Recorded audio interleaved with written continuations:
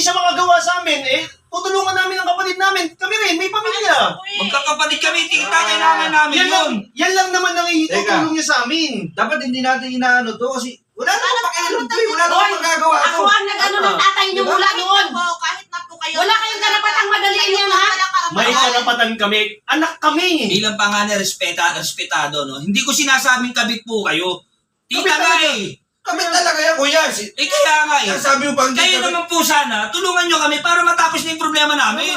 Gumawa kayo ng sarili niyong solusyon, hindi yung... Tita, nakakatawa ka. Sa totoo lang ha. Kami naasar na sa'yo ha.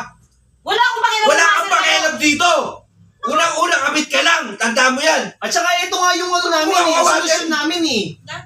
Gumawa kayo ng sarili niyong pera, hindi yung iasa niyo dyan sa mana dahil wala pa to eh. Tita, Ito nga yung hindi mo patutulong eh. naiintindihan, kailangan namin ng Masyadong pamasahe papapel ni tong Rochelle babae para ko eh. maka-abroad.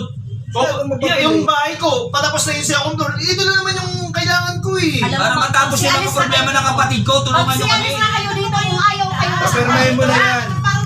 Hindi, papirmahin yan. Tignan mo. Tanungin natin si tatay kung gusto niyo pumirma. Ginawa na pati namin yung last will and testament. Piro mo na lang yan. Ito na to. Hinati-hati na namin yung mga mana ng tatay dyan.